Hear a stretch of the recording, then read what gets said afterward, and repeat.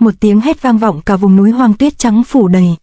Nhà ngươi đã xong bước thứ nhất để trở thành kẻ mạnh, đáng tiếc ngươi lại mưu đồ đoạt long mạch nhằm tăng cường thực lực, cách làm này của ngươi thật là quá ngu xuẩn. Trong thiên hạ bất kỳ món thần binh bảo vật nào bổn thần tướng ta cũng từng thấy qua, nhưng chưa có món nào lại cho người ta lợi ích gì. Bởi vì thần binh bảo vật chỉ khiến cho người ta ỷ lại vào nó mà mất hết niềm tin vào bản thân, một người không có niềm tin thì bại là cái chắc, nên việc ngươi bại dưới tay Bộ Kinh Vân và Nhiếp Phong là lẽ đương nhiên. Đừng nói nữa rồi tôi cũng sẽ băm thây chúng ra, giữ vậy sao để ta xem ngươi có khả năng đó không.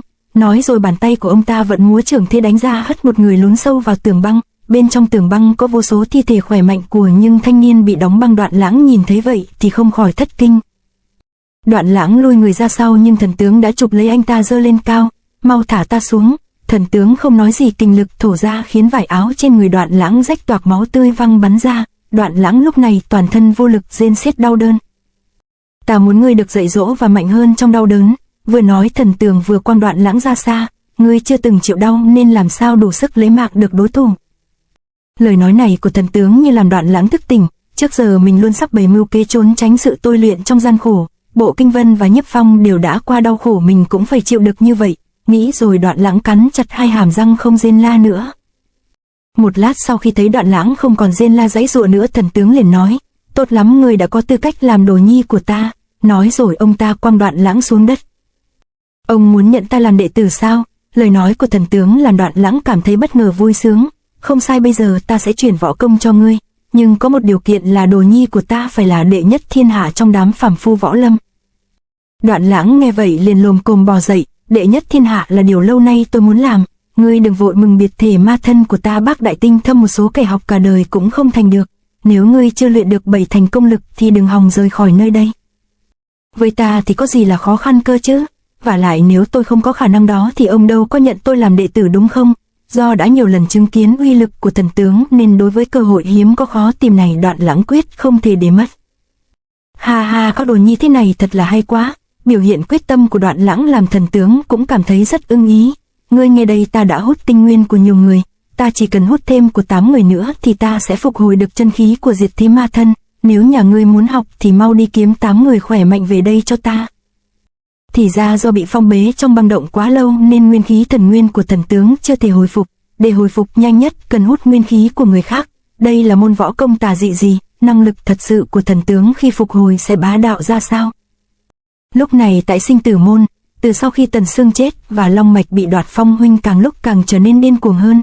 Bá ma khí trong đao cũng nặng hơn. Từ khi long mạch bị hủy, huynh ấy đã bỏ đi đâu không biết nữa. Đệ nhất lão quỷ, ông xem Nhiếp Phong sau này sẽ ra sao đây? Người bình thường gặp cảnh như vậy cũng khó lòng chịu cứu về, chứ huống chi là ma. Tả Hoàng thúc thúc, Phong huynh giờ đang ở giữa ranh giới người và ma, mong thúc thúc giúp huynh ấy thêm một lần nữa. Đệ Nhị Mộng vì lo cho Nhiếp Phong mà hốc hác gầy mòn đi không ít. Trong khi đó Nhiếp Phong lúc này đang tục mạng bỏ chạy trong vô định, nhưng dù anh ta có chạy đi đâu thì cũng có một người bám theo sau như hình với bóng. Người theo sau anh ta lúc này chính là Cầu Tuyệt. Nhiếp Phong, người chạy không thoát được đâu. Nhận thấy Nhiếp Phong thân pháp có hơi trùng xuống, Cầu Tuyệt liền phóng ám khí về phía anh ta. Lúc này trên gương mặt Nhiếp Phong còn ma khí mà là những nét sợ hãi. Vì sao lại như vậy? Nhiếp Phong tung người né tránh ám khí của Cầu Tuyệt. Những ám khí này có chứa thuốc nổ, gặp mặt đất thì liền nổ tung. Thấy Nhiếp Phong đã phải dừng lại, Cầu Tuyệt lập tức ra lệnh cho đám hồng tướng xuất kích. Đám hồng tướng lao lên chặn đầu, còn Cầu Tuyệt thì chảo công đã áp sát sau lưng anh ta. Trước sau đều có địch, Nhiếp Phong dùng khinh công tuyệt thế lộn người thoát ra. Còn muốn chạy ư vọng tưởng, Cầu Tuyệt thiếu đất để ở chứ ám khí thì không hề thiếu, nhanh như cắt các mũi kim đã được phóng đi. Nhiếp Phong ở trên không múa đao cản lại rồi tận dụng phản lực búng người phóng đi. Còn mồi bỏ đi, Cầu Tuyệt và đám hồng tướng liền triển thân đuổi tiếp. Bỗng một thân cây lớn đổ ập cản đám người này lại. Kẻ nào dám cản ta? Hai vị tiền bối, đám người này hãy để lại cho tôi đối phó, hai vị hãy đuổi theo Nhiếp Phong đi. Cản đường Cầu Tuyệt là đám người Bộ Kinh Vân. Bộ Kinh Vân hãy cẩn thận, nói rồi hai ông già tiếp tục bám theo Nhiếp Phong. Long mạch đã bị hủy sao các ngươi còn truy bắt Nhiếp Phong? Ta nhận lệnh của hoàng đế đối phó Nhiếp Phong nên chỉ cần giết y là ta hoàn thành nhiệm vụ, việc khác ta không liên quan. Dứt lời, ám châm tuyệt lập tức được Cầu Tuyệt kích phát tấn công vào hạ bàn của Bộ Kinh Vân. Ngươi đừng hòng đánh lén. Bị âm thầm tập kích, Bộ Kinh Vân phẫn nộ vung kiếm hất văng số kim đang tới, còn kiếm kình thì ảo ạt bước tới chỗ của Cầu Tuyệt. Cầu Tuyệt tránh được kiếm khí nhưng ba tên hồng tướng đứng ở phía sau né tránh không kịp, bị kiếm khí tiêu diệt. Bỗng có người lên tiếng: Bộ Kinh Vân một mình ngươi thì không bảo vệ được Nhiếp Phong đâu. Thì ra người vừa nói đó là đương kim hoàng đế Trung Nguyên, cả hoàng đế cũng đã ngự giá Quan Lâm rồi, cả ông ta cũng tới rồi, xem ra sự thể đã tới mức không thể thu lại. Sự xuất hiện của hoàng đế làm Cầu Tuyệt và Bộ Kinh Vân biết tình hình đã rất căng thẳng. Người hứa trong vòng 2 tháng sẽ đem long mạch trở về, giờ đây long mạch đã bị hủy, ngươi còn gì để nói đây? Tôi biết, nhưng việc ai làm nấy chịu, đợi tôi giúp Nhiếp Phong thoát khỏi ma đạo, đến lúc đó tôi sẽ dâng mạng này chịu tội. Người bất chấp bản thân lo cho bằng hữu lẽ ra rất đáng được kính trọng, nhưng nhà ngươi đừng quên long mạch đã bị hủy, Nhiếp Phong giờ là trọng phạm khó thoát tội chết. Hoàng đế lúc này gằn giọng, dường như ông ta đang rất thất vọng về chuyện này. Nhiếp Phong hắn quá lợi hại nên ta đã cài bẫy sẵn để tiêu diệt hắn. Bị ổi, biết hoàng đế không nói chơi, Bộ Kinh Vân vội vàng đi tìm Nhiếp Phong ngay. Bộ Kinh Vân, ngươi chạy đi đâu? Cầu Tuyệt ta sẽ đuổi kịp Nhiếp Phong trước nhà ngươi, mong sao giết được Nhiếp Phong trước Cầu Tuyệt để khỏi phải cắt đất cho Bại Tuyệt võ môn. Hiện nay tình hình đã thay đổi, con mồi Nhiếp Phong lúc này đã trở thành mục tiêu cho mục đích khác chứ không còn là vì long mạch. Nhiếp Phong sau một hồi chạy thì đã tới một thôn nhỏ hoang tàn. Bên trên gò núi phía sau thôn có một người đang bị trói trên một cây cột lớn, người đó chính là Nhan Doanh, mẹ của Nhiếp Phong. Phong nhi, con đừng có qua đây. Nhưng Nhiếp Phong nào có chịu nghe, anh ta vẫn tiếp tục lao người tới. Ngay lúc đó đám người đệ nhị mộng và 2 vị đao hoàng cũng vừa tới kịp. Phong huynh, nguy hiểm lắm, đừng lên trên đó. Nhiếp Phong vẫn tung người nhất quyết phong tới, mặc cho những tiếng hét ngăn cản được Nhan Doanh phát ra như van nài. Phong nhi mau quay lại đi. Tốt lắm, Nhiếp Phong vẫn tiến về phía trước, khi hắn đến chúng ta sẽ động thủ, chuẩn bị đi. Thì ra đây chính là một cái bẫy được răng sẵn để nhử Nhiếp Phong tới. Khi anh ta chân vừa chạm đất thì mặt đất bỗng thụp lún xuống, kéo theo nhà cửa gạch đá. Bẫy đã khởi động, nhà cửa bên trên đổ sập xuống đầu Nhiếp Phong. Mỗi căn nhà ở đây đều chất đầy dầu hỏa, cho dù là tuyệt thế cao thủ cũng khó lòng mà thoát được. Phóng tiễn, hiệu lệnh được phát ra, hàng trăm mũi tên lửa được đồng loạt phóng xuống hố. Trăm ngàn hỏa tiễn khiến cả thôn lập tức biến thành biển lửa, nhấn chìm Nhiếp Phong trong đó. Nhan Doanh bất lực kinh hãi nhìn biển lửa nuốt trọn lấy con mình, một cánh tay thay đao giải thoát cho bà ta.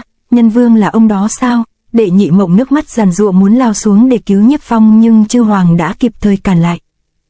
Con đừng trách thúc, chỉ là thúc lo cho con thôi. Đám Cầu Tuyệt lúc này cũng đã đuổi kịp tới nơi. Nếu hắn chết dưới tay của hoàng đế thì chúng ta chuyến này ra về tay không sao.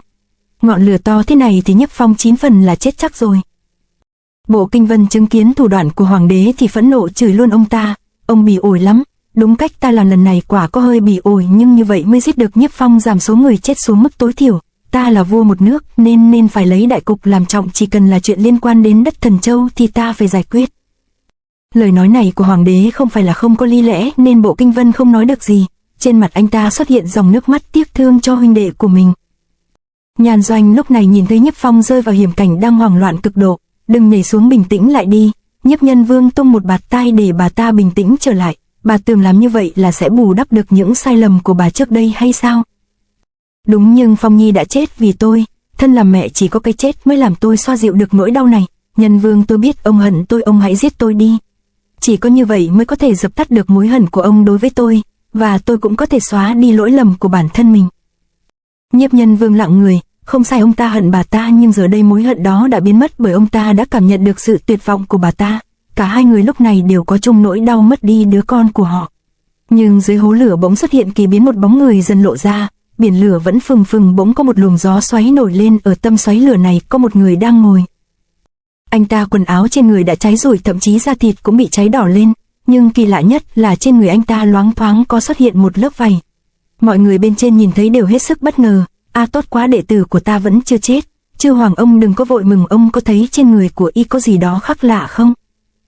Đám nhân mã triều đình cũng đã nhận ra, hắn vẫn còn sống kìa. Lập tức mưa tiễn lại được trút xuống hướng về phía Nhiếp Phong. Búng người lên cao, Nhiếp Phong lao vào đám nhân mã của triều đình. Nhìn thấy dị nhân lao tới, đám quân sĩ hốt hoảng vô cùng. Đám xạ thủ định dương cung lên bắn tiếp thì bỗng sững hết người ra, ánh mắt của họ vô thần kinh hãi bởi họ đã nhìn thấy một con mắt có thể giết người. Những người trực tiếp nhìn vào nó lập tức bị mù. Nhiếp Phong lao thẳng vào đám xạ tiễn đao của anh ta quá hiểm, và nhanh tiếng la của họ chưa kịp dứt thì toàn bộ đã bị đoạt mạng. Không hay rồi, mau phái 1 vạn tinh binh tới đây ngay. Chứng kiến cảnh này không chỉ có hoàng đế mà ngay cả Bộ Kinh Vân và đệ nhị mộng cũng thất kinh. Nhiếp Phong từ từ quay đầu nhìn về phía họ, sự tà dị trong mắt của anh ta khiến tim của tất cả mọi người có mặt phải đập cuồng loạn. Bộ Kinh Vân lúc này chợt nhớ về bức bích họa ở Bái Kiếm Sơn Trang và trong động Lăng Vân, đệ ấy chẳng phải là người trong bức bích họa mình từng thấy sao? Cầu Tuyệt thấy mục tiêu liền nhanh chóng phóng tới. Hay quá Nhiếp Phong, ngươi vẫn chưa chết, vậy là bọn ta không phải trở về tay không rồi. Ma khí của Nhiếp Phong đã lên đến đỉnh điểm, y giờ đây đã là một người chết. Đệ nhất Tà Hoàng nhìn vào khí độ biết rằng Nhiếp Phong lúc này đã hoàn toàn nhập ma. Anh ta biến thành một cột lửa hướng vào Cầu Tuyệt, mắt của Ả Hoa lên, chưa kịp hiểu chuyện gì thì cả thân hình như đã bị hỏa lân nuốt lấy, nhưng không chỉ có lửa mà còn có cả đao cả cước. Sau cú đá, thân hình Cầu Tuyệt đã bị lún sâu vào trong vách đá, chỉ một chiêu đã khiến cho một cao thủ nhất đẳng chết không toàn thây. Công lực của Nhiếp Phong lúc này rõ ràng đã tăng lên đột biến. Cầu Tuyệt vừa chết, Nhiếp Phong đã bỏ đi ngay lúc này, chỉ thấy nơi Nhiếp Phong đi qua để lại vệt lửa dài giống như cách mà hỏa lân xuất hiện. Doanh, tôi phải đuổi theo Phong Nhi, bà hãy ở lại đây. Đoạn Soái và Nhiếp Nhân Vương lại lần nữa đuổi theo Nhiếp Phong, cùng đuổi theo Nhiếp Phong còn có đám người Tà Hoàng. Lần theo dấu vết của lửa, cuối cùng họ cũng đã đến trước một hang động. Nhiếp Phong nhất định đang ở trong động này, trong động khí nóng cứ ngùn ngụt tuôn ra, không biết Nhiếp Phong thế nào rồi. Thúc Phong huynh ấy sẽ ra sao? Đệ Nhị Mộng lo lắng hỏi Tà Hoàng. Không biết mọi người đã từng nghe về truyền thuyết này chưa? Tương truyền rằng một khi long mạch bị mất thì Hỏa Kỳ Lân một trong tứ linh sẽ giáng họa xuống đất Thần Châu. Trước đây ta cứ tưởng truyền thuyết này chỉ là câu chuyện thêu dệt, không ngờ sau khi long mạch bị hủy thì vô cùng trùng hợp, Nhiếp Phong trong biển lửa cũng xuất hiện vảy kỳ lân trên người. Lão quỷ, chẳng lẽ ma kỳ lân là có tật sao? Đây không lẽ là chuyện Nhiếp gia có mạng gắn với huyết kỳ lân? Ngày Nhiếp Phong nhập ma tôi cũng có thấy kỳ lạ, vì máu của y nóng vô cùng, có thể trở thành ma của muôn ma.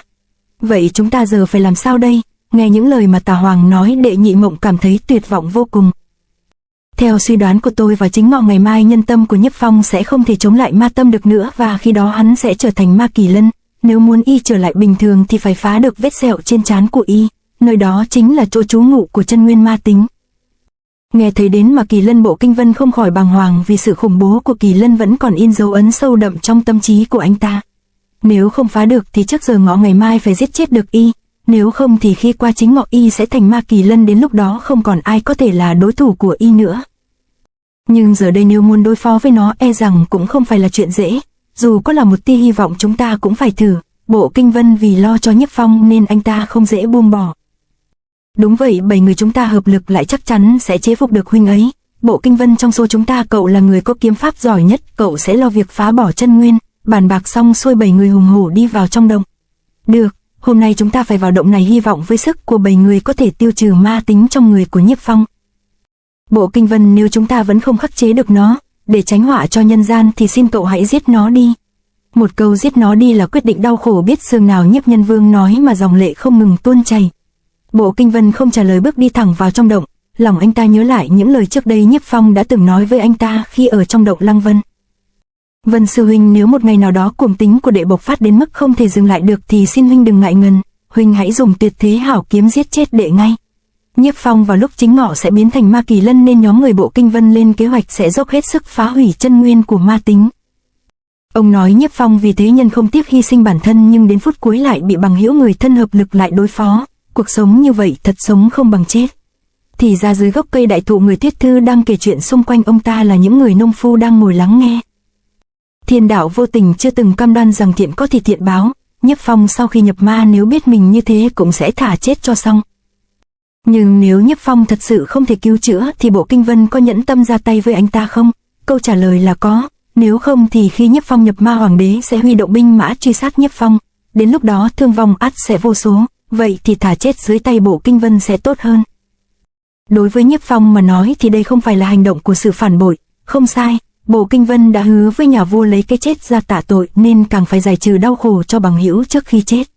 Thật không ngờ hai huynh đệ họ từng vào sinh ra tử, đến cuối cùng lại phải tàn sát lẫn nhau, quả là thê lương quá. Nhiều khi những người không bình thường phải gặp cảnh trái ngang, chỉ có điều thử thách cuối cùng với hai huyền thoại giang hồ này chưa hẳn đã quá tàn khốc. Bọn họ lúc ấy thật sự chẳng còn khả năng sống sót nào sao? Khả năng sống sót ư? Chẳng còn khả năng nào đâu. Người Thiết Thư buồn rầu trả lời câu hỏi đó. Đêm lẽ ra phải êm đềm tĩnh mịch, nhưng đêm hôm nay sẽ không được như thế. Trong tiếng nổ kinh thiên động địa, một quả cầu lửa sáng chói mắt từ trong núi lao ra. Nhưng bên trong quả cầu lửa đó còn có một người nóng hơn lửa, người đó chính là Nhiếp Phong.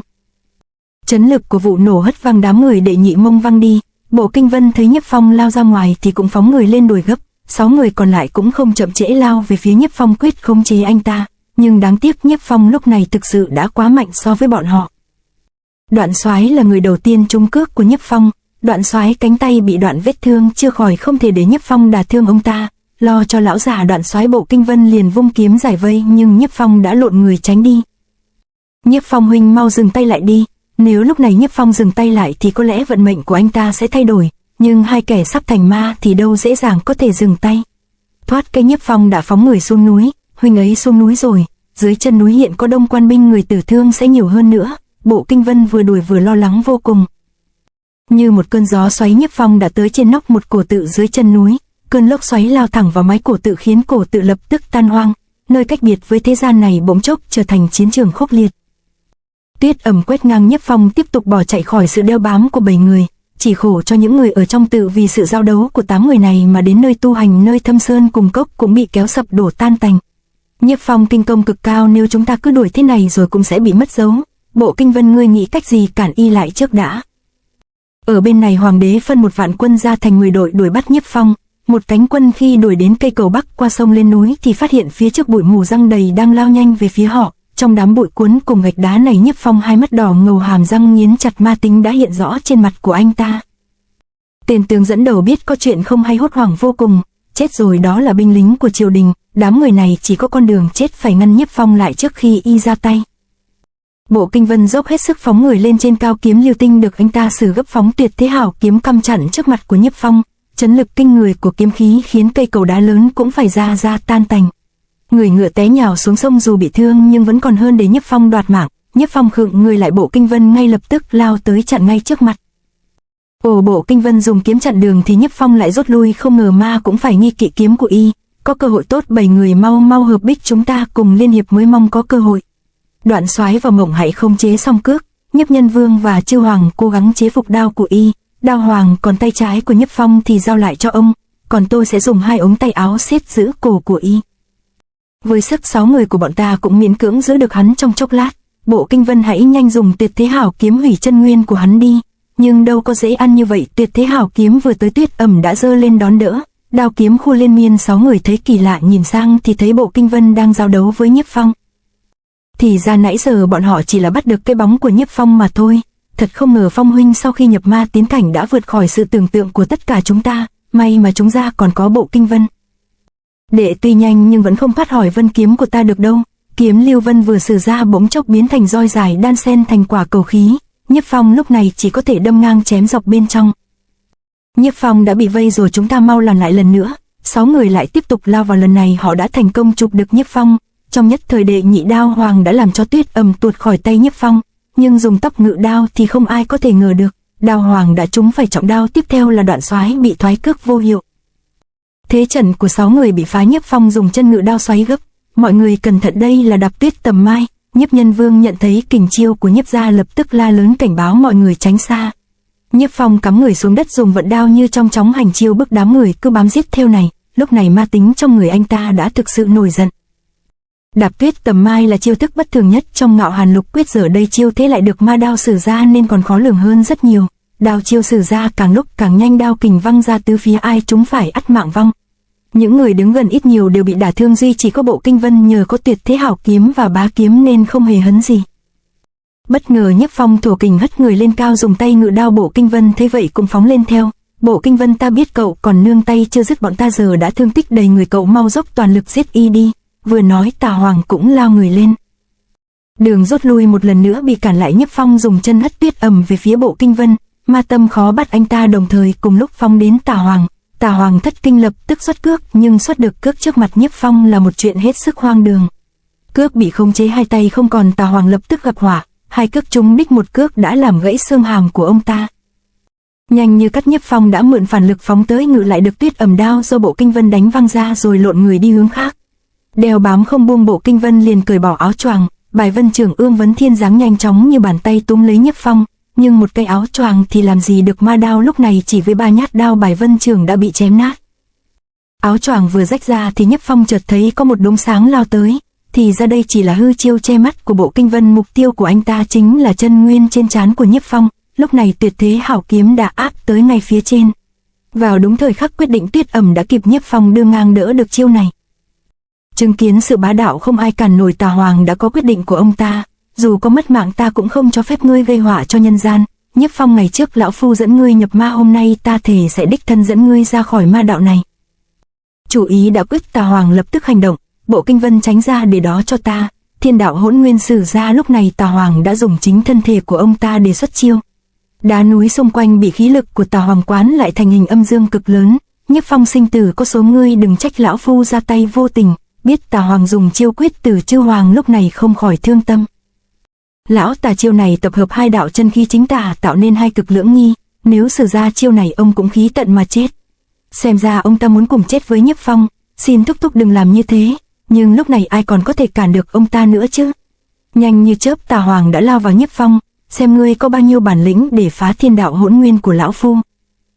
Hai chân Tà Hoàng kẹp lấy khóa chặt Nhiếp Phong, toàn thân anh ta liền bị vô số đá lớn công kích. Một chiêu đắc thủ, Tà Hoàng tiếp tục xoay chuyển, trong lúc xoay gấp khí kình cuốn đất đá xoay theo. Trong chốc lát hai người đã bị bọc trong một quả cầu đá. Tại sao lại có điện quang phát ra từ quả cầu đó? Đây là chỗ lợi hại nhất của thiên đạo hỗn nguyên. Đá vụn đã bị hai đạo khí kình tránh tà ma sát liên tục khiến nó sinh ra lôi điện. Chư Hoàng thân thiết với Tà Hoàng nên chiêu thế của Tà Hoàng ông ta nắm khá rõ. Tà Hoàng đã từng nói với ta, lôi đi điền do chiêu này tạo ra đủ để có thể giật chết 10 con voi lớn. Trời sắp sáng rồi. Bộ Kinh Vân nhìn thấy hừng đông thì trong lòng phát sinh lo lắng. Không hay rồi, nắng lên sẽ làm ma khí của Phong Nhi nặng thêm. Đúng như những gì Bộ Kinh Vân và Nhiếp Nhân Vương lo lắng, khi những tia nắng xuyên vào trong cầu đá, chân nguyên ma tính trên trán của Nhiếp Phong đã xuất hiện dị biến. Như bừng tỉnh sau cơn say, Nhiếp Phong la lớn một tiếng nổ bên trong quả cầu. Chiêu này của Tà Hoàng đã chính thức bị ma nhân Nhiếp Phong hóa giải. Sau tiếng nổ khinh thiên động phách, anh ta đã phóng người ra như sóc lao mình lên núi. Cả Tà Hoàng cũng không chế ngự được nó rồi. Bộ Kinh Vân, cậu mau đuổi theo. Đúng vậy, không thể để Tà Hoàng hy sinh vô ích được. Không chậm trễ, Bộ Kinh Vân cầm tuyệt thế hảo kiếm đuổi theo. Nhiếp Phong đang chạy lên đỉnh núi thì có tiếng gọi, Phong đừng đi nữa. Người đang nói đó chính là Bộ Kinh Vân. Bây giờ chỉ còn lại ta và đệ, cuộc chiến này không thể lẩn tránh được nữa rồi. Khi không còn sự lựa chọn là lúc con người ta chiến ý mạnh nhất. Còn Nhiếp Phong lúc này đang trên ranh giới giữa người và ma, nên anh ta sẽ gặp thần giết thần, gặp Phật giết Phật. Một cuộc chiến không thể không chiến, một con người không thể không giết, máu hôm nay không thể không đổ. Cuộc chiến này không thắng thì chỉ có chết, không thành không thể quay lại. Vậy rồi đây, ai sẽ phải chết, máu ai sẽ đổ? Thiên Hà hội đệ nhất bang. Lúc này trong sân trước của Vọng Xương Lâu có 4 người đang ở đó. Bộ Kinh Vân và Nhiếp Phong đang giao đấu trên sân trước sự giám thị của Hùng Bá bang chủ. Phong thần cước của Nhiếp Phong lúc này đang bị bài vân trường của Bộ Kinh Vân áp đảo. Nhiếp Phong đã trúng phải một chưởng văng đi. Hừ, chiến trường vô phụ tử, dù có là sư huynh đệ khi tỉ thí cũng không được phép nương tay. Phong Nhi con cứ lui nhường như vậy thì làm sao giành được chức đường chủ chứ? Tiếng la vừa rồi là của Hùng Bá khi nhìn thấy Nhiếp Phong thủ hạ lưu tình với sư huynh của mình khi tỉ thí. Sư phụ muốn làm đường chủ thì Đồ Nhi cho rằng chỉ cần có thực lực chân chính là được. Nếu phải dẫm đạp lên người khác mà có thì con thà không làm. Trận chiến hôm đó chỉ còn là quá khứ xa xôi, trận chiến hôm nay đã trở thành trận chiến sinh tử, một mất một còn. Mặt trời vừa ló dạng, tiếng đao kiếm đã vang lên không ngớt. Nó như dáng hồi chuông báo tử cho một trong hai người bọn họ. Đao thế của Nhiếp Phong càng lúc càng cuồng, tấn công liên tục vào các chỗ hiểm yếu chí mạng trên người của Bộ Kinh Vân. Còn nhớ Nhiếp Phong năm ấy nhất nhất lưu tình, nhưng giờ đây anh ta xuất đao tuyệt tình tuyệt nghĩa, thử hỏi sao không khiến người ta đau lòng cho được. Bộ Kinh Vân tâm thần bất định đã bị trúng đao. Cao thủ giao tranh bận lòng tình nghĩa thì chỉ có con đường thất bại. Một đao vừa rồi đã khiến cho Bộ Kinh Vân tỉnh ngộ. Được, cuộc chiến này bất luận sống chết ra sao, huynh đệ ta đều không được oán hận lẫn nhau. Phong, đệ hãy lên đi. Không cần Bộ Kinh Vân phải xúi giục vì Nhiếp Phong đã tới rồi. Tới hay lắm, hãy thử kiếm Lưu Vân. Bộ Kinh Vân dùng kiếm khóa đao. Đao tuy bị chế ngự nhưng đao thế lại xoay chuyển hồi về rồi lại phản khách vi chủ. Bộ Kinh Vân dùng lỗ kiếm khóa đao, dùng bài vân trưởng tấn công nhắm vào chân nguyên tính, dùng chỉ móc lấy. Nhưng xét về nhanh thì Bộ Kinh Vân không có cửa lách người né tránh, thoái cước tung ra đã bức anh ta ra xa. Thấy Bộ Kinh Vân áp sát cận chiến, Nhiếp Phong lộn người ra xa. Bộ Kinh Vân liền dùng kiếm Lưu Ngân rạch một đường dưới đất, kiếm kình nhanh chóng rẽ đất lao về phía Nhiếp Phong, nhưng khi vừa chạm đất anh ta đã lộn người trở lại, dùng tuyết ẩm tấn công. Đao ảnh của Nhiếp Phong càng lúc càng cuồng thăng thăng, mỗi khi kiếm của Bộ Kinh Vân chạm vào thì phát ra ánh lửa chói mắt. Không được rồi, cứ để bị bức lui như thế này không phải là cách, hay ngược lại còn làm cho ma tính của đệ ấy cuồng hơn. Nghĩ rồi Bộ Kinh Vân hét lên một tiếng, kiếm kình bạo phát ép Nhiếp Phong phải thối lui, nhưng nhanh như cắt chân đạp vào vách đá lấy đà, anh ta tiếp tục lao tới. Vừa chạm đất đã lập tức tấn công, đệ ấy càng đấu càng nhanh, không lẽ Nhiếp Phong tăng tốc độ để thăng sức mạnh? Ý nghĩ vừa thoáng qua, Nhiếp Phong đã lại ấp tới. Đệ ấy dường như biết công phu hạ bàn của ta không được linh hoạt nên tập trung tấn công vào đây. Đúng là như vậy, Bộ Kinh Vân đã đoán đúng nhưng chỉ là đúng một nửa, vì kiếm của anh ta vừa đưa xuống thủ đao thì Nhiếp Phong đã gập người hai chân đạp vào anh ta. Bộ Kinh Vân vừa đưa tay lên đỡ thì đao lại quét ngang hạ bàn. Tuyết Ẩm như sắp cắt đứt chân anh ta thì Bộ Kinh Vân đã kịp dùng ngạnh của Tuyệt Thế Hảo kiếm chặn lại rồi thuận thế nhấn sâu xuống đất khóa đao. Tuyết Ẩm lần nữa bị kìm giữ, Bộ Kinh Vân không bỏ lỡ thời cơ lập tức tụ kình vào kiếm, mặt đất vỡ nát do dư kình đất đá văng bắn lên hất vào mặt Nhiếp Phong. Nhiếp Phong buộc phải buông đao để nhảy lên né tránh, nhưng vị trí hai người đánh nhau là một mỏm đá, nó không chịu nổi kình lực của Bộ Kinh Vân đã vỡ xé ra, nhờ đó Tuyết Ẩm cũng thoát khỏi Tuyệt Thế Hảo kiếm. Bộ Kinh Vân lập tức đạp đá đuổi theo Nhiếp Phong, ở trên không anh ta dùng kiếm cô lập người không cho tiếp cận Tuyết Ẩm đao, nhưng điều này là không thể. Nhiếp Phong đã tiếp cận được Tuyết Ẩm, dùng chân hất đao vào Bộ Kinh Vân. Bộ Kinh Vân đánh văng được đao tới, nhưng đó là điều mà ma đao muốn. Như biết được đao sẽ bay về đâu, Nhiếp Phong đã đón sẵn, dùng chân ngự đạo sử ngay ra ma đao tung hoành áp xuống Bộ Kinh Vân. Tuyệt Thế Hảo kiếm đã đỡ được một đao hung hiểm này, dù đã đỡ được nhưng với cước đao cùng lúc sử ra thì Bộ Kinh Vân vẫn bị đạp lún thân vào sâu trong vách núi. Chân của Nhiếp Phong rời đao, tưởng là anh ta đã buông tha, nhưng tay lập tức cầm lấy đao chém xả. Thất thế không chỗ đặt chân, đao kình kéo lê một Kinh Vân trên vách đá, đến khi chạm được điểm tựa mới dùng nội lực thâm hậu hất được Nhiếp Phong ra. Đao thế của đệ ấy xem ra có 7 phần dáng dấp của phong thần cước pháp, cước của đệ ấy thì lại mang dáng dấp của đao, không lẽ đao cước có thể hoán đổi cho nhau được sao? Đúng vậy, Bộ Kinh Vân đã nhìn nhận ra được nên tránh được một đao chí mạng này, thừa cơ đánh vào kẽ hở trả lại một chưởng, nhưng cái giá nhận được lại là một cước. Hai người lưỡng bại câu thương văng bắn ra xa. Thân bất do kỳ, Bộ Kinh Vân trong lúc văng đi phát giác có chuyện không lành, lập tức xoay kiếm cắm vào vách đá, hung hiểm vô cùng, thì ra dưới chân anh ta là vực sâu vạn trượng, nếu Bộ Kinh Vân không kịp dùng kiếm giữ lại thì đã rơi xuống vực. Ôi không hay rồi, đã gần đến chính ngọ, mặt trời càng lên cao công lực của đệ ấy càng bạo tăng, ma khí trong đao càng vượng, nếu cứ tiếp tục kéo dài thì càng khó đối phó. Được, ta phải tốc chiến tốc thắng. Biết chuyện không thể kéo dài, Bộ Kinh Vân giơ Tuyệt Thế Hảo kiếm lên cao. Anh ta đang dùng khí kình kéo mây đen về che khuất cả mặt trời, vân khí tứ tán bao trùm lấy hai đại cao thủ. Nhiếp Phong vẫn thủ thế chưa công là vì vừa trúng một chưởng nặng, mà tính dẫn động cho anh ta biết một chưởng này sẽ làm chậm thế công nên phải có thời gian tinh khí. Mùi máu tổ ra từ miệng của anh ta dẫn động bản năng rằng anh ta cần phải nhanh mạnh hơn nữa. Mây mù dày đặc sẽ cản ánh nắng lại, công lực của Nhiếp Phong sẽ không tăng thêm nữa. Được, tranh thủ cơ hội trước mắt, dùng tam kiếm hợp nhất chế phục Nhiếp Phong. Kinh lực trong người dồn lên khiến máu từ những vết thương trên người của Bộ Kinh Vân chảy xuống nhiều hơn. Lúc này vân khí bủa vây thì ra ngoài tam bá kiếm, Bộ Kinh Vân còn ngộ ra được một kiếm cao hơn, nhưng giờ đây kiếm này lại dùng để đối phó với tam đệ của mình. Phong hãy tiếp vô cực bá kiếm của ta đi. Mỗi thức kiếm trong tam bá kiếm đều có ưu điểm riêng, nhưng vô cực bá kiếm thì tập hợp 3 ưu điểm của tam bá kiếm tạo ra vô cực vô tận thoát thai ra ngoài kiếm đạo. Kiếm chưa tới bá khí trong kiếm đã khiến cho ma cũng phải cảm thấy nghẹn thở. Nhiếp Phong chẳng hề khiếp sợ, vì không có ánh nắng thì anh ta vẫn có cách để tăng cường thực lực của bản thân. Anh ta lấy đau đớn và máu tươi khiến thân tâm mau lún sâu hơn vào ma đạo, đây là cách khiến công lực tăng cao trong ma đạo. Máu chảy ra lập tức hóa đen như dầu cuốn lấy Tuyết Ẩm đao. Phong đang tự hủy hoại bản thân mình để gia tăng công lực. Phong mau dừng tay lại, hoảng hốt khi phát hiện sự thể không lành. Bộ Kinh Vân lập tức lao lên. Nhưng bảo dừng là dừng thì sao mà có thể gọi là ma được. Liên tiếp múa đao cắt khắp cơ thể mình, đây chính là huyết đao ma công trong ma đạo.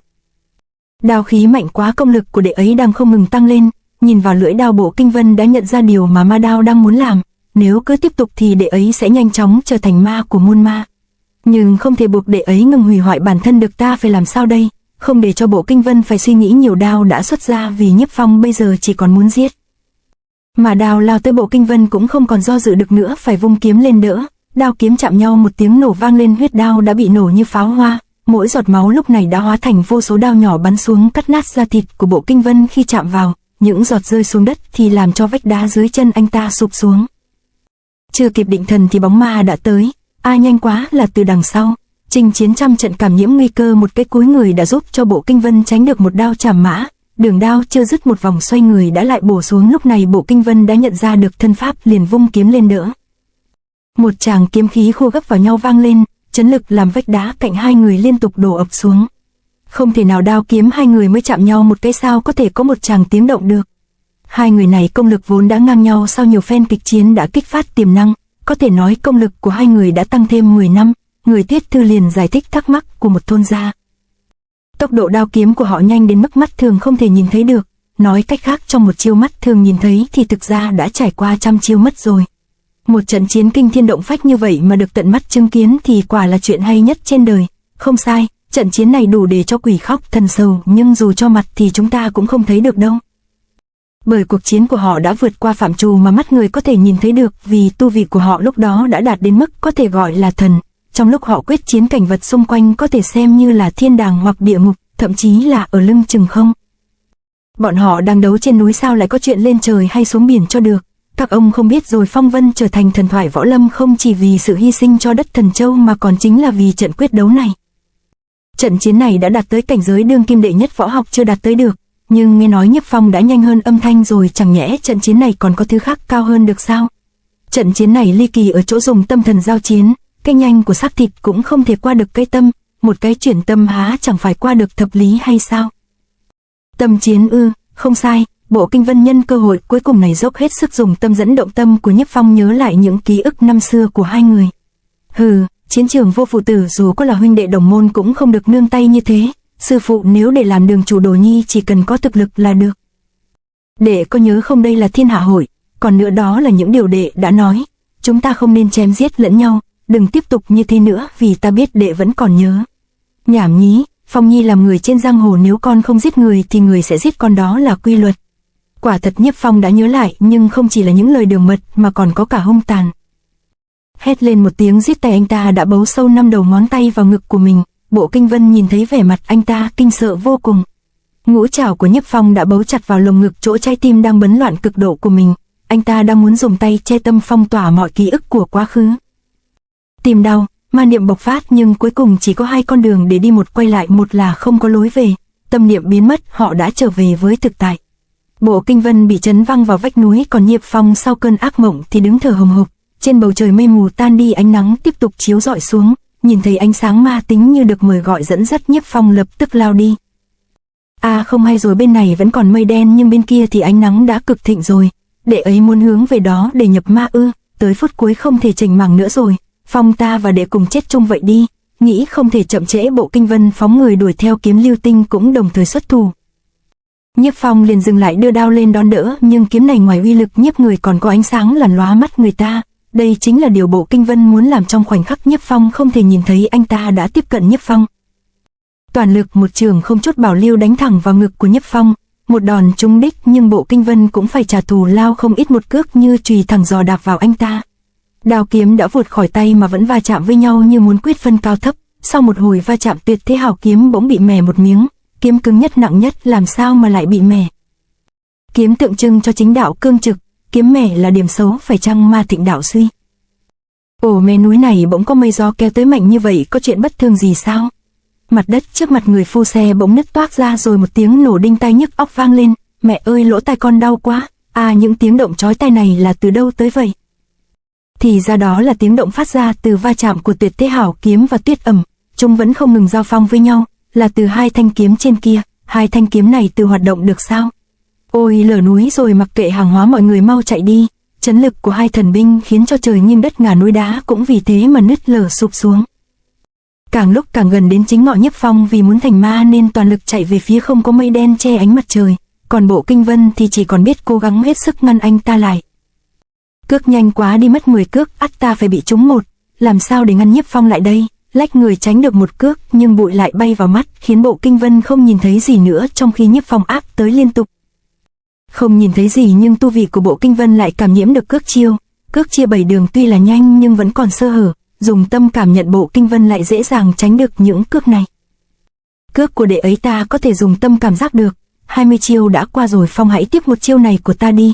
Rình rập một hồi, Bộ Kinh Vân đã canh đúng thời điểm, một chưởng lăng lệ đánh ra, ép Nhiếp Phong dập người vào vách đá. Đao kiếm đến lúc này đã hết thế, bay lượn lao cắm xuống đất. Chắc là có người giang hồ giao tranh, nhưng sao không thấy ai hết vậy cả. Không còn nhiều thời gian, lấy Tuyệt Thế Hảo kiếm lại trước đã. Thắng thế được một chiêu, nhưng Bộ Kinh Vân biết trận chiến này không dùng kiếm không xong nên lập tức lao đi. Nhưng đi sau đến trước lại chính là Nhiếp Phong. Trước mặt Bộ Kinh Vân là một đạo gió xoáy, không phải người đằng sau mới là thật. Tâm cảm chưởng phát, nhưng Nhiếp Phong còn nhanh hơn anh ta, đạp chưởng xuất cước lao mình lên trước đã ngự được đao.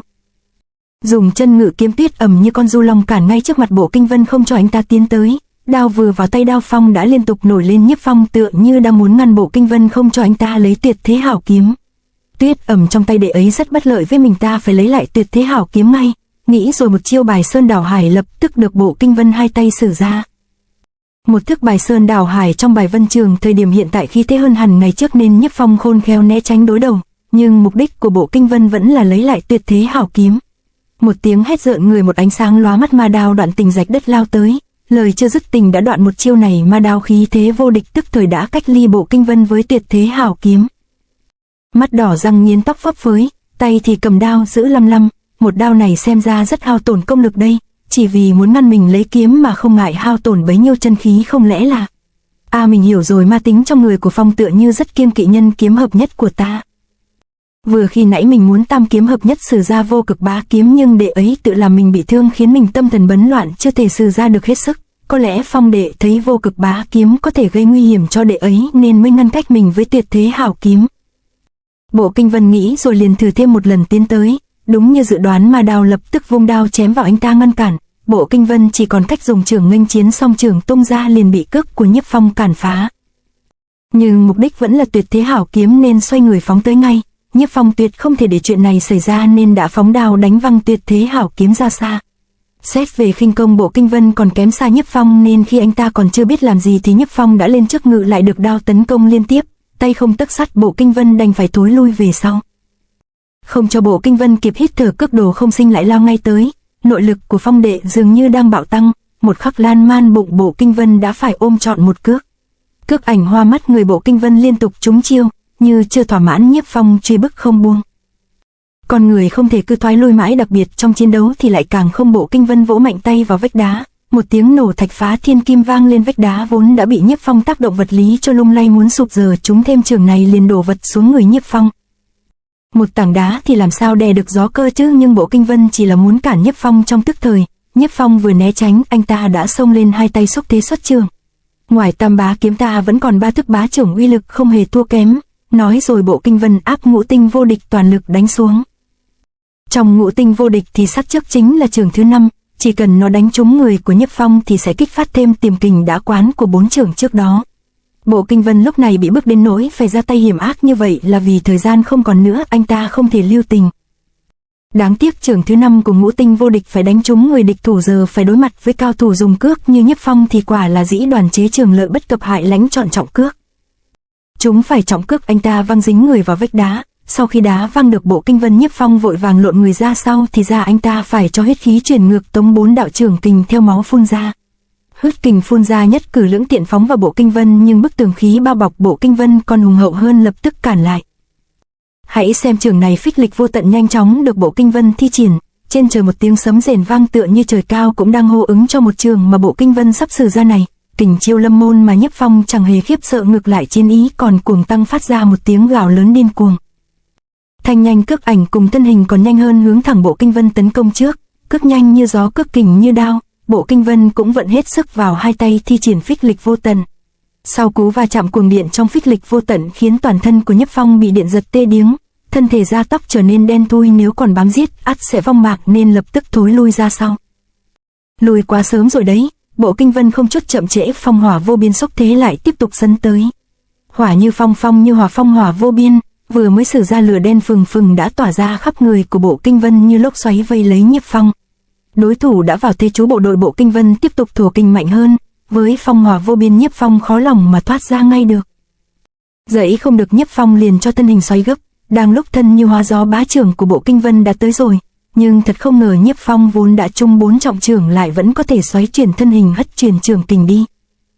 Đáng tiếc phong hỏa vô biên nào có phải là hạng tầm thường, chỉ có 7 phần trưởng kình bị hất ra xung quanh, còn 3 phần còn lại Nhiếp Phong vẫn phải hứng lấy. Dù trúng chiêu nhưng thân hình Nhiếp Phong lại tiếp tục xoáy gấp giống như một mũi khoan xoáy vào chỗ hở trên người của Bộ Kinh Vân. Chỗ hở chính là phía sau lưng nơi ít được khí kình bảo vệ nhất. 7 tiếng bốp chát vang lên, Nhiếp Phong đã dùng thoái cước đánh trúng 7 đại huyệt sau lưng của Bộ Kinh Vân. Chiêu này chính là ma đạp thất tinh trong ma đạo. Ma đạp thất tinh trước hết dùng liên hoàn 7 cước phong tỏa 7 đại huyệt đạo trên lưng của đối thủ khiến đối thủ bất động. Sau đó một cước cuối cùng với 10 thành công lực sẽ làm cho đối thủ vỡ sọ mà chết. May cho Bộ Kinh Vân vì Nhiếp Phong đã trúng phong hỏa vô biên trước đó nên cước cuối cùng này chưa thể thi triển ra được toàn lực. còn Bộ Kinh Vân trước khi không động đậy được cũng dốc hết sức tàn vòng tay đánh trả lại được một trường vào hông của Nhiếp Phong. Dù là tàn lực nhưng trường kình vẫn rất bá đạo, mạnh đến nỗi một kẻ mạnh như Nhiếp Phong cũng bị văng lún người sâu vào trong vách đá. Còn Bộ Kinh Vân thì bị cước kình đá văng như một trái banh lên không trung rồi vô lực rớt bịch xuống đất như bao thóc. Huynh đệ tương tàn mỗi người nằm liệm đi ở mỗi góc bất động vô thanh.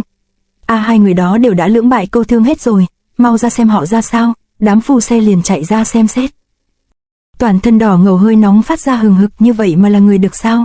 Nhưng nhân gian ngoài người lương thiện đâu thiếu kẻ tham lam, binh khí này chắc chắn là thần binh dị khí rất có giá trị đây.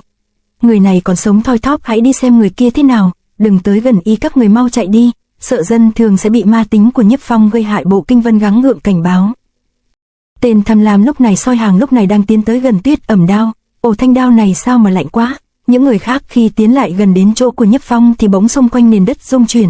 Tên soi hàng vừa đưa tay cầm vào Tuyết Ẩm thì hét lên kinh hãi vì 5 ngón tay của y đã bị đao kình còn ẩn chưa tan cắt đứt. Một cẳng chân hất lên người đứng gần nhất bị đá văng lên trên không mất mạng tại chỗ. Đám người vừa bị chân hãi chạy đi, từ trên đám mây mù một tia sáng mặt trời đã lọt xuống chiếu thẳng vào người của Nhiếp Phong. Sức nóng của mặt trời như hâm nóng lại sức mạnh của anh ta. Nhiếp Phong đã dần hồi phục được nguyên khí, anh ta từ từ đứng dậy. Ôi, người này dễ sợ quá, mau chạy ngay đi. Mà sao không đáng sợ cho được cơ chứ. Nhưng quả thật có muốn chạy cũng không phải muốn là được. Những người khí lực yếu liền bị ma tính nhiếp người bùn rùn. Mẹ, để con dìu mẹ chạy. Đám người phu xe số bỏ chạy được, số thì bị thương, thậm chí có người bỏ mạng. Bộ Kinh Vân nhìn thấy xót xa vô cùng. Nhiếp Phong còn chưa chết thì sẽ còn nhiều người phải chết, không được phải cố xông phá đại huyệt đang bị phong bế này ngay. Bên này Nhiếp Phong đã hồi khí và ngự lại Tuyết Ẩm trên tay. Anh ta cầm thanh Tuyết Ẩm bỗng phát hiện lưỡi dao có vô số chỗ mẻ tổn hại không hơn gì Tuyệt Thế Hảo Kiếm. Đây rõ ràng là một điều hết sức tủi hổ đối với ma đao. Bực mình, anh ta cầm Tuyết Ẩm chém mạnh khiến Tuyệt Thế Hảo Kiếm cắm sâu vào vách núi. Tay phải của ta có thể cử động được rồi. Chưa kịp mừng rỡ thì cánh tay đó lại không còn cử động được nữa vì chân của Nhiếp Phong đã dẫm lên nó.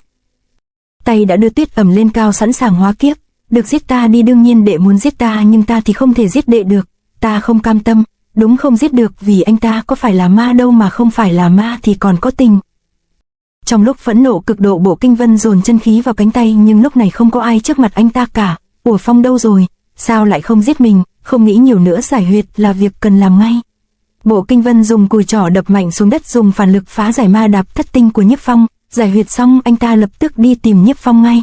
Ồ, Phong đệ ấy muốn xuống núi sao? Không quên dụng cụ, Bộ Kinh Vân quay lại thu Tuyệt Thế Hảo Kiếm về tay. Nhiếp Phong lúc này điên cuồng lao đi, không bao lâu sau đã qua tới chỗ đầu núi phía không bị mây che ánh sáng mặt trời. Ở đây trong vòng 10 dặm nắng chiếu thịnh nhất, để thành ma Nhiếp Phong ắt phải đi ngang qua đây, chúng ta hãy tử thủ ở đây đi. Nếu Bộ Kinh Vân cũng không ngăn được thì chúng ta phải liều mạng thôi, vì Phong Nhi đã lại làm liên lụy đến các vị rồi. Tâm tư chưa dứt thì một luồng khí như điện phóng qua 5 người. Là nó đó, nó nhanh đến nỗi chúng ta cũng không nhìn thấy mặt. Mộng Nhiếp Phong đã tơi, hãy cẩn thận. Nghe tiếng kêu réo đệ bị Mộng bật dậy hét lớn dừng lại đi.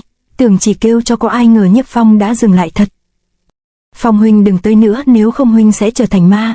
Nếu huynh muốn đi tiếp thì hãy giết muội trước đi.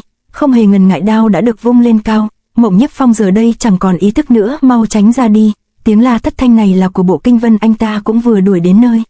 Nhưng mọi sự cảnh báo lúc này đều đã qua trễ, đao trong tay Nhiếp Phong đã sử ra rồi. Đệ dám giết cả người mình yêu thương nhất ư? Đệ đã hết cách hết thuốc cứu chữa rồi. Nhìn đệ nhị Mộng ăn một đao tuyệt tình, Bộ Kinh Vân nộ khí xông thiên như thiên lôi lao đến. Phong đệ đừng trách ta, đệ hãy chết cùng với Mộng đi. Lời nói đi cùng với chiêu tam kiếm hợp nhất, 10 thành công lực uy mãnh chém tới. 10 thành công lực khí kình áp đỉnh. Nhiếp Phong biết đây là kiếm cuối cùng trong trận tử chiến này nhưng không hề hoảng hốt. Nhiếp Phong đã đưa đao lên đỡ lấy. Nhưng tin được không, đao kiếm khi chưa kịp chạm nhau thì tay của Nhiếp Phong đã thổ kình bóp nát bảo đao gia truyền.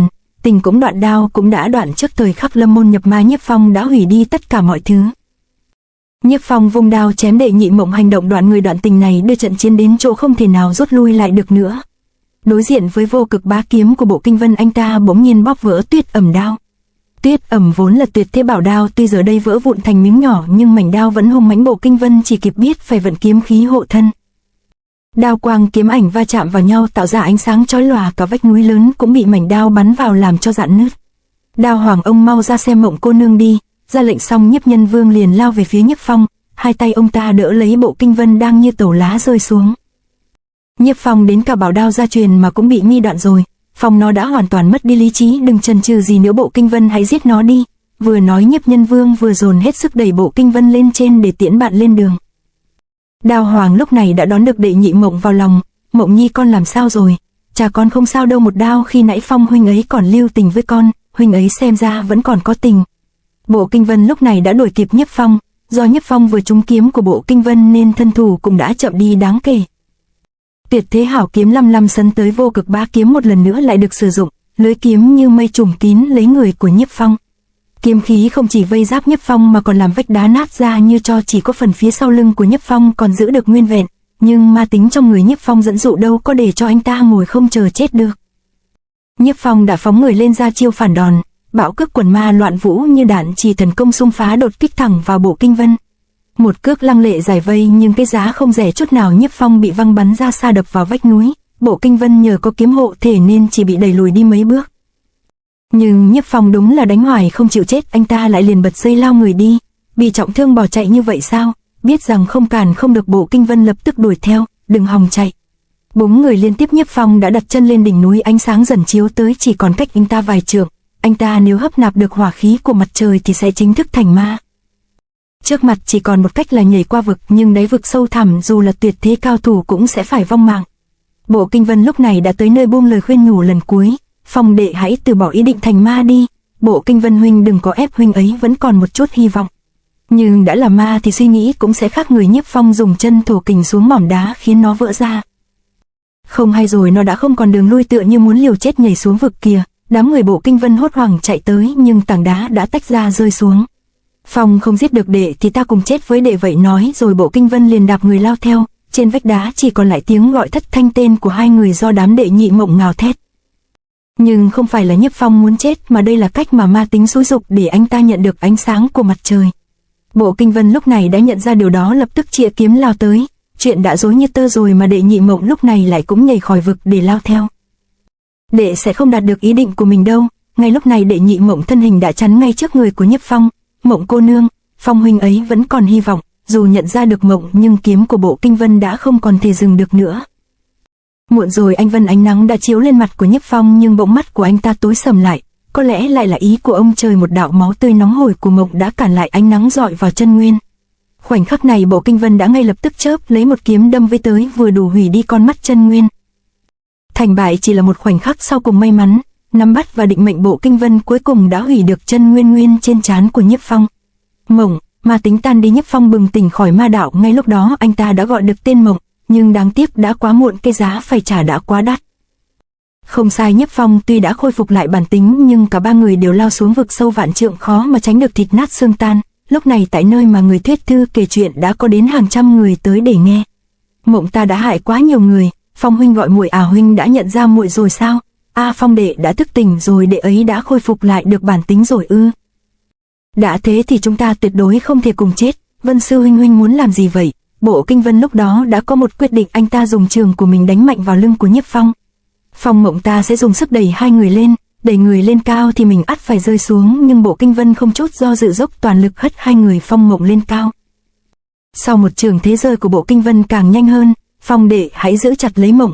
Câu nói vừa dứt thì thân hình Bộ Kinh Vân đã văng bắn vào vách núi rồi bật về hướng vực sâu. Vân sư huynh, Nhiếp Phong lúc này ngoài gọi tên của Bộ Kinh Vân thì không thể làm gì hơn được. Mộng hãy chăm sóc cho Vân sư đệ, hãy cố mà sống. Xin hẹn kiếp sau. Đây là những lời cuối cùng của Bộ Kinh Vân. Thân hình của anh ta đã dần biến mất dưới vực sâu hun hút. Vân sư huynh, Phong huynh đừng làm vậy. Vân sư huynh đã vì ta mà chết, ta sao có thể cầu sinh tồn một mình chứ? Ta phải cùng huynh ấy đồng sinh cộng tử. Lúc này trên vách núi dựng đứng chỉ còn lại hai người là Nhiếp Phong và Mộng. Dù có là anh hùng nhưng đến những giây phút cuối vẫn phải rơi vào cảnh ngộ như vậy. Ít trời sao mà cưỡng lại được vậy. Sau đó Nhiếp Phong có nhảy xuống luôn không? Xem ra Nhiếp Phong cũng đã nhảy xuống cùng với Bộ Kinh Vân, còn Mộng đương nhiên cô ấy cũng không còn muốn sống một mình. Chỉ biết từ đó không ai phát hiện ra tung tích của Nhiếp Phong và Mộng nữa.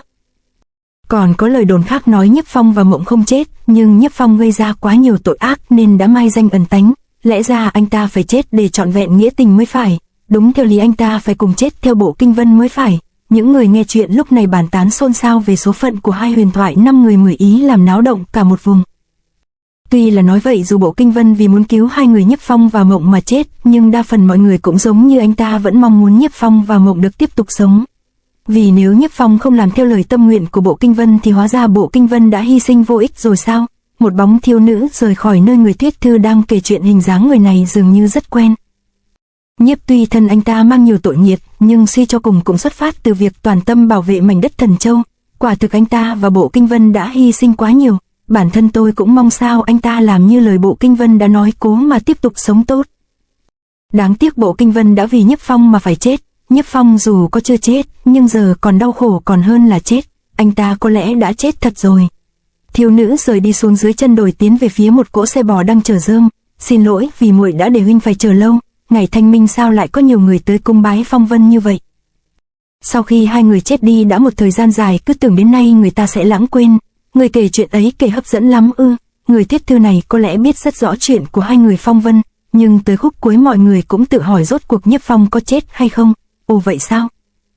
Hai người bọn họ nói chuyện rồi đánh xe bò đi tiếp. Đã bao nhiêu năm rồi mà họ vẫn chú tâm vào Nhiếp Phong mà không quan tâm đến Bộ Kinh Vân có chết thật hay không. Sai rồi, trên đồi nơi người Tuyết Thư đang nói thật ra còn có một người đặc biệt quan tâm đến Bộ Kinh Vân. Xin cho hỏi có thật là Bộ Kinh Vân đã chết hay không, ông có tin tức gì về Bộ Kinh Vân không? Vì chỉ là người Tuyết Thư nên trước câu hỏi trực diện này nhất thời ông ta không biết nói sao, hay tại vì tướng mạo của người đang hỏi làm cho ông ta phải hoảng hốt ngây người. Bộ Gia Thôn nơi đây là chỗ mà Sở Sở sinh sống từ khi chia tay Bộ Kinh Vân. Một đám trẻ con đang chơi đùa cười nói cao thế này mà không sợ sao được vậy, lên cao hơn nữa nè. Vân Nhi con đừng quấy nữa. Thấy con mình tinh nghịch, Sở Sở lên tiếng nhắc nhở. Con nít đứa nào cũng thế mà tỷ, nhưng quả thật lá gan và cơ thể là thừa hưởng từ cha của nó. Người đang nói chính là Lãnh Yên, kiếm nô của Tuyệt Thế Hảo Kiếm. Bao năm qua cô ta vẫn trung thành với nhiệm vụ bảo vệ cho mẹ con Sở Sở theo lệnh của Bộ Kinh Vân. Đừng có giỡn nữa, cha mày về tới rồi kìa. Có thật không? Đứa trẻ nghe nói vậy thì lao nhanh ra cửa. Cha ơi con nhớ cha quá. Đứa trẻ lao nhanh về hướng người đàn ông đang đi tới. Vân Nhi con ở nhà có ngoan không đó? Người đàn ông đó chính là Kiếm Thần. Tình cảm của hai cha con tốt thật. Câu nói này của Lãnh Yên không làm cho gương mặt bi sầu của Sở Sở vui hơn. Tất nhiên rồi, Vân Nhi dù sao cũng là con ruột của huynh ấy.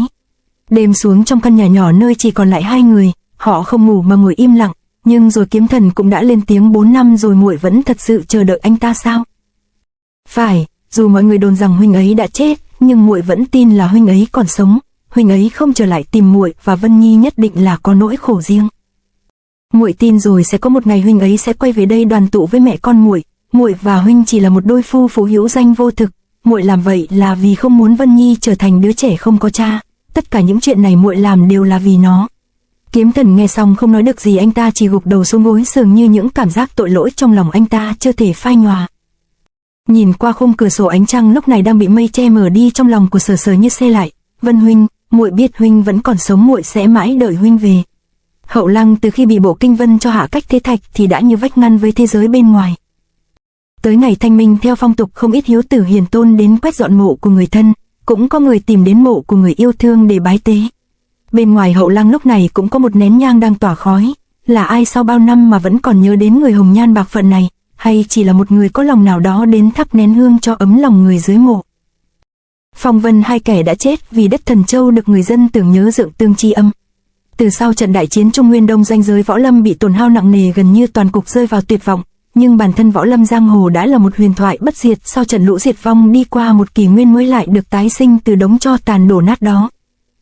Một thế hệ anh hùng mới lại xuất hiện, người ta lại mong chờ được nhìn thấy, được trở thành những truyền kỳ của võ lâm. 12 năm sau ngày Phong Vân bặt vô âm tín, và một ngày mưa tầm tã vẫn có một bóng người đội mưa mà đi, sư phụ tiểu tử đó lại tới rồi. Chắc sư phụ còn nhớ hồi ở Thiên Sơn cũng chính là tiểu tử này cũng tới đó xem luận kiếm, đại hội tỷ kiếm vừa rồi y cũng mò tới, sao chỗ nào có người tỷ kiếm là nó có mặt. Nhưng trận đấu của những tay kiếm thượng đẳng hôm nay nó có tư cách để xem sao?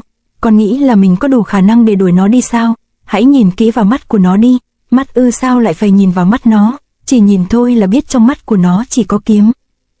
Cuộc chiến này không có một người hiểu kiếm như nó đứng xem thì e rằng không khỏi buồn chán. Hãy cứ để nó đứng xem đi. Người đang nói chính là Vô Nhị môn chủ của Độc Nhất môn. Sư phụ mưa lớn thế này xem ra người hẹn quyết đấu sẽ không tới đâu, không đời nào. Lúc này ở một nơi cách không xa điểm hẹn quyết đấu của Vô Nhị, đây là con đường duy nhất lên chỗ quyết chiến. Chỉ cần nhân mã chúng ta tử thủ ở đây, chúng ta có thể làm tiêu hao công lực của hắn để môn chủ của chúng ta càng nắm chắc phần thắng. Nếu y không tới, chúng ta lại có thể rút kiếm tiếp tục giết người, ở giữa khoảng đất trống có cắm một thanh binh khí, nó có tên là Cường Đạo Cẩu Kiếm. Sao hai vị đường chủ Thanh Mộc và Phi Diệp còn chưa tới? Yên tâm đi, chắc là vì mưa to thôi. Đám người trong tiểu đình đang nói chuyện thì có một người đội mưa hô hoán, các vị đường chủ, hắn ta từ trên núi xuống kìa. Lời nói của người này chưa dứt thì đã thấy một đạo kình hùng hậu cuốn nước mưa lao tới trước anh ta. Các huynh đệ lên đi, hắn đã tới rồi. Đám người mai phục lập tức dàn trận xông ra cản lấy người vừa tới. Trên trán của mỗi người này đều xăm một chữ Cẩu. Cẩu ư? Các ngươi ắt hẳn là môn hạ của Vô Nhị. Đúng, bọn ta là nhân mã của Độc Nhất Môn, để bọn ta xem ngươi có bao nhiêu cân lượng. Các ngươi tự ý làm việc này, đây nhất định không phải là chủ ý của Vô Nhị. Đúng 1 năm trước ngươi đã phong kiếm của môn chủ bọn ta, ông ấy đã hứa không giết người nữa. Vì vậy bổn môn không còn phát triển được Độc Nhất Môn, bây giờ chỉ còn là một cái tên trên chốn võ lâm thôi. Cho nên vì thế mà các ngươi hôm nay muốn tiên hạ thủ vi cương sao? Bớt nói những lời thừa thãi, huynh đệ mau ra tay đi. Với sức của bọn mi hay sao? Vừa nói người tới vung tay hất những hạt mưa đang rơi xuống về hướng của bọn Lâu La. Những hạt mưa được quán đầy kình lực bắn thẳng vào giữa trán ngay chữ Cẩu trên đầu của bọn chúng. Lúc này từ đằng xa Phi Diệp đường chủ và Thanh Mộc đường chủ lúc này cũng đã chạy tới hội quân. Phi Diệp đường chủ, ông xem kìa, bọn họ không phải là 8 đại đường chủ và thủ hạ hay sao? Tổng cộng là hơn 40 con người, nhưng bọn họ tại sao lại đứng trơ ra bất động độ mưa ở đây vậy kìa? Bọn họ vẫn chưa kịp rút đao ra đã bị chế ngự rồi. Xem ra đối phương không phải là ít nhân mã, cả 8 đại đường chủ đều bị phong tỏa huyệt đạo, bọn chúng đúng là cao thủ.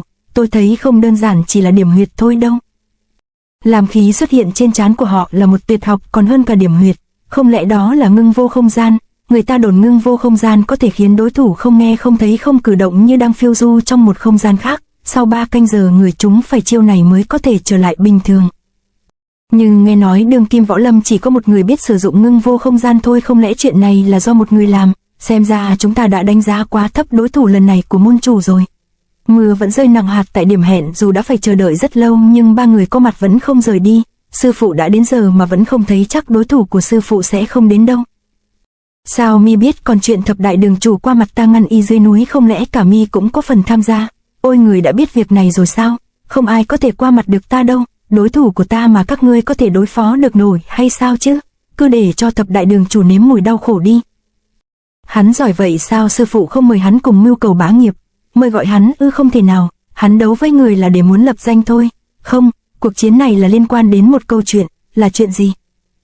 Câu chuyện này nếu ngươi biết thì sẽ hiểu tại sao người gia nhập bổn môn trên trán lại phải xăm chữ Cẩu này. Mẹ của ta là một ca kỹ tiểu nha đầu, còn cha ta là một đầu mục, hai người vừa gặp nhau đã yêu nhau say đắm. Như Yến ta tặng cho nàng miếng ngọc bội này, sao ngọc bội này chỉ có một nửa thôi vậy? Bởi vì nửa kia sẽ được đeo trên người của ta, sau này hai ta sẽ không rời xa nửa bước. Nam ca ca huynh tốt với muội quá. Không ngờ nửa năm sau chỉ còn lại đó là sự lạnh nhạt. Huynh xin huynh đừng đi, muội đã mang cốt nhục của huynh rồi. Can hệ gì tới ta cơ chứ? Ai mà biết có thật đó là con của ta. Đứa con trong bụng cô có biết đâu là của ai đó khác. Tuy vậy nhưng ai cũng biết đó chỉ là cách cớ để ông ta chia tay. Nhưng kẻ gặp vận xấu không chỉ có mẹ của ta mà còn có cả ta. Cô định đặt tên cho nó là gì? Gọi nó là Tiểu Cẩu. Sao lại là Tiểu Cẩu? Đúng, nó là một con chó bị cha nó vứt bỏ nên nó không đáng có một cái tên người. Cái tên Cẩu là cách để cho bà ấy trút giận, nhưng ta không hận bà ấy cũng chỉ là bị phụ thân ta vứt bỏ như ta mà thôi. Kẻ ta hận nhất chính là Diệp Nam, hắn là một kẻ vô tình vô nghĩa. Thì ra sư phụ có tên thật là Tiểu Cẩu sao? Câm miệng, ta không phải là cẩu, ta không phải là chó. Tiếng la hét bi phẫn của Vô Nhị làm mái lá của tiểu đình cũng phải rung lên. Nó là Tiểu Cẩu đó, này hãy sủa mấy tiếng cho bọn ta nghe đi. Tao không phải là chó, tao không biết sủa, mày không phải là đang sủa đó sao? Tiếp tục đi nào. Tao không phải là chó, mày càng sủa càng to tiếng, hử cho mày chết này. Thế là cái tên Cẩu đó đã mang tới cho ta rất nhiều bất hạnh cho đến khi ta 13 tuổi. Mẹ xin đừng bỏ con, buông ta ra, thuyền sắp rời bến rồi, phải nhanh lên. Mày còn muốn bám tao tới bao giờ đây? Con xin mẹ mặc cho những lời xì vả và những cái tát trời giáng. Tiểu Cẩu vẫn bám víu van xin. Nhưng người đàn ông đi cùng đã không chịu đợi thêm mà tung quyền đánh thẳng vào mặt Tiểu Cẩu. Phản xạ tự vệ, Tiểu Cẩu đã cắn vào chân của hắn ta. Xúc sinh, ngươi dám cắn ta sao? Một cú đá đã hất văng Tiểu Cẩu ra xa. Chỉ là một đứa trẻ nên Tiểu Cẩu mất đi tại chỗ. Trước khi đi mẹ của cậu ta đã ném lại miếng ngọc bội mà cha hắn từng tặng cho bà ta. Hãy cầm lấy nó mà đi tìm Diệp Nam. Vô gia cư ta đành lòng sống cảnh đầu đường xó chợ. Khi đói thì tìm cơm thừa canh cặn của người ta mà ăn. Lúc đó ta cũng cảm thấy mình là một con chó. Sau mấy năm lang bạt kỳ hồ ta cũng không còn biết gì là tôn nghiêm nữa. Dù bị chọc ghẹo ta cũng không còn bận tâm. Hôm đó ta thực tình đã đói đến phát điên, trên đường ta bỗng phát hiện một con chó đang ăn phần cơm của nó. Ta liền lao đến giành lấy mà ăn, con chó thấy bị giành phần nên lao vào cắn ta. Ta lúc đó cũng đã như chó hoang liền cắn chết ngay con chó đó. Tiểu tử thúi, cả chó canh cửa của nhà ta mà mi cũng dám cắn chết đánh nó cho ta. Thì ra đây là một con chó của nhà phú hộ. Đám gia đình nghe lệnh lao đến đánh đấm liên hồi không chút nương tay. Cha phải tìm cho con một con chó khác. Nghe con mình nói vậy, ông ta mới ra lệnh cho đám gia đình dừng tay. Thế thì để nó thay thế cho con chó kia vậy. Từ đó ta trở thành con chó trong nhà của họ, nhưng làm chó nuôi còn hơn là chó hoang. Lúc đó trong lòng ta chỉ mong có chỗ nương thân. Ta cứ tưởng cuộc đời của mình sẽ qua đi như một con chó. Chữ cẩu trên trán của các ngươi chính là nửa cuộc đời trước của ta. Ngươi nghĩ việc khắc chữ cẩu trên trán các ngươi là để ghi nhớ nỗi đau này phải không?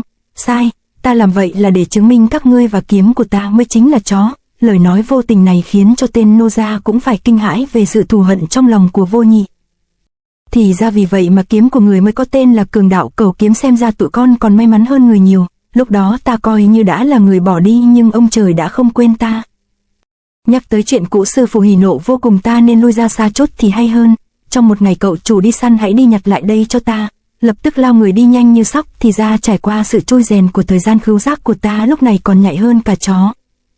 Nhưng hôm đó trong lúc bất cẩn ta đã bị sập bẫy của thợ săn, thân rơi xuống hố, bên dưới có vô vàn mũi trông nhọn hoắt. Nhờ phản xạ ta đã chống người thoát được, nhưng không cách nào treo lên, đành phải treo người dưới hố. Không biết đã trải qua bao lâu, dù kêu cứu nhưng cũng vô dụng, ta chỉ còn biết cầm cự. Sau 3 ngày cầm cự, sức của ta đã cạn, toàn thân bắt đầu co rút, hết chịu nổi rồi, ta tiêu rồi. Ngay khi cơ thể không còn chịu đựng được phải buông tay rơi xuống thì bỗng xuất hiện một bóng người dùng cánh tay mạnh mẽ kịp thời giữ lấy rồi đưa ta lên khỏi miệng hố đầy trông nhọn đó. Thân pháp của người đó như đằng vân giá vũ, khi ta lên tới miệng hố đã thấy người đó đứng đợi sẵn. Đa tạ ơn cứu mạng. Tạ ơn ta à? Không cần đâu. Giọng nói của người này phát ra như một kẻ bề trên. Ta lấy hết dũng khí nhìn lên thì thật bất ngờ, người đó còn trẻ hơn ta, xem ra mới chỉ độ 15-16 tuổi, nhưng vóc người thì rất to lớn. Đáng sợ nhất là hai mắt của y có 2 tròng mắt không đen như bình thường mà giống như 2 hạt châu tro trong suốt, ẩn chứa trí tuệ vô cùng vô tận. Từ trong ánh mắt thần bí đó ta như đã tìm được ánh sáng của cuộc đời mình. Tên của tôi là Hoài Không, còn huynh tên là gì? Hoài Không ư? Quả là người cũng giống như tên gọi. Tôi có cái tên mà người ta cho là rất hợp với tôi tên Tiểu Cầu. Cái tên này nghe ra không có hợp với huynh. Ô, để tôi đi tìm cho huynh chút đồ ăn. Tên Tiểu Cầu không xứng với huynh. Khi nghe câu này ta nhất thời đã không hiểu được. Mãi đến sau này ta mới hiểu ra, khi vừa gặp ta anh ta đã biết ta là người có thể đứng trên muôn người. Đêm đó dưới gốc cây ta đã đem thân thế của mình thuật lại hết cho Hoài Không nghe. Trước giờ ta chỉ phải nghe lời con người chứ chẳng có người nào chịu nghe lời của chó. Hoài Không thì lại khác, y hoàn toàn không khinh miệt ta mà chú ý lắng nghe từng câu từng lời. Bọn ta như một đôi tri kỷ của nhau từ rất lâu rồi vậy. Sau đó y còn nhặt cành cây rồi truyền cho ta 3 thức kiếm pháp rồi bỏ đi như một cơn gió. Khi ta cầm cành cây mà y để lại thì trên tay có một cảm giác hết sức khác lạ. Ta sau đó tập đi tập lại 3 thức được truyền cho ấy. Ngày hôm sau bọn ta lại gặp lại nhau. Hay lắm, tôi quả nhiên đã không nhìn lầm người, huynh đã chú ý đến tôi từ sớm ư? Phải, huynh là một người có cốt cách luyện kiếm tốt. Tôi có 7 thức kiếm pháp, huynh hãy học lấy mà phòng thân sau này. Sau ngày đó huynh ấy biến đi đâu mất. Hoài Không không chỉ là ân nhân cứu mạng mà còn là bằng hữu, thậm chí còn là thầy dạy kiếm đạo của ta. Cho nên huynh ấy không thể trở thành người của độc nhất môn giống như lũ chó các ngươi được. Đến một ngày nọ Hoài Không đã trở lại. Hoài Không, tôi đợi anh đã hơn 1 tháng rồi. Huynh có thể giúp tôi một việc được không? Sẵn sàng thôi. Vậy huynh hãy thay tôi đi giết một kẻ không còn đáng sống nữa. Huynh hãy dùng thanh kiếm này xuyên thẳng qua ngực của hắn. Hôm đó là một ngày mưa như hôm nay, ta đã đến trước sòng bạc Cát Tường. Kia rồi mẹ nó xui quá. Vừa thấy người đàn ông bước ra ta liền cầm kiếm lao đến trên mặt ông ta, giật mình tỏ vẻ hốt hoảng, nhưng người hốt hoảng nhất lúc đó lại là ta. Ta đã nhận ra miếng ngọc bội mà ông ta đang đeo trên người. Sững người dừng kiếm lại, ta liền bị ông ta lao vào đánh tới tấp. Hạng tiểu tử như ngươi mà dám giết ta sao? Ta là Diệp Nam, thập đường chủ của Hồng Ưng Hội. Câu nói của ông ta như khẳng định ông ta chính là cha của ta. Nhưng ông ta là một người không còn nhân tính, đâm đá chưa đã còn rút dao ra muốn đâm chết ta. Ngay lúc đó kiếm Không Nhất Thiên trong tay của ta theo phản xạ tự vệ xuất ra đánh văng ông ta, cứu ta một mạng. Kiếm pháp của huynh ấy truyền thụ cho ta mạnh mẽ như vậy sao? Đại gia xin tha mạng. Lúc này Diệp Nam lại khúm núm van xin. Ông ấy là người vứt bỏ mình xuống đáy vực sâu, chỉ cần một nhát kiếm này là mình có thể trả hết sạch hận bấy lâu. Nhưng ta cuối cùng cũng không thể nhẫn tâm mà ra tay. Hoài Không, tôi có làm cho huynh thất vọng không? Thì ra Hoài Không đã ẩn mình theo dõi tất cả. Không, nếu huynh giết chết cha của mình thì đó mới là điều làm cho tôi thất vọng. Hãy nhớ lấy huynh là người có tư chất luyện kiếm độc nhất vô nhị, sau này huynh nhất định phải đi theo con đường của mình, tạm biệt.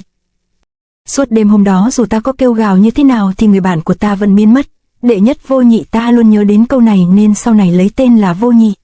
Bởi vậy ta muốn rằng tất cả các môn đệ đều phải nhớ người này và những chuyện tốt người ấy đã làm cho ta. Kể từ ngày đó nhờ vào thiên phú bẩm sinh ta đã tự sáng tạo ra một bộ kiếm pháp khác có tên là Cường Đạo Chi Kiếm. Ta đã mang nó đi khiêu chiến với một đại bang đang thịnh thời ấy, giết chết bang chủ rồi đoạt vị. Độc nhất môn được ra đời từ đó. Mấy năm qua ta còn dẫn các môn hạ đi đánh chiếm các bang khác. Trên trời dưới đất kẻ thuận ta cam chịu làm chó, kẻ nghịch ta chết không toàn thây. Ta luôn mang theo ý nguyện trở thành kẻ mạnh mà hành sự thế lực ngày càng tăng, người chết cũng theo đó ngày càng nhiều thêm. Tiếc là danh vọng của một kẻ mạnh không đổi được bằng hữu tốt. Nhiều năm nay ta luôn sai người đi tìm lại Hoài Không nhưng chẳng có ích gì. Sư phụ Hoài Không đã biến mất rồi thì làm sao một năm tới sư phụ có thể quyết chiến với y. Bởi vì ngày này một năm trước Hoài Không đã gửi cho ta một bức thư, ta lập tức tới ngay chỗ hẹn, lòng đầy hân hoan mừng rỡ. Huynh quả nhiên là ở đây.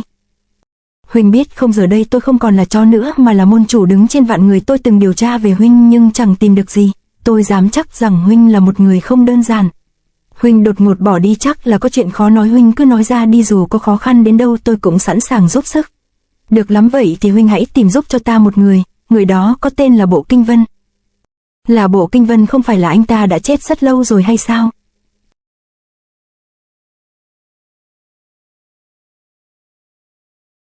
To be continued.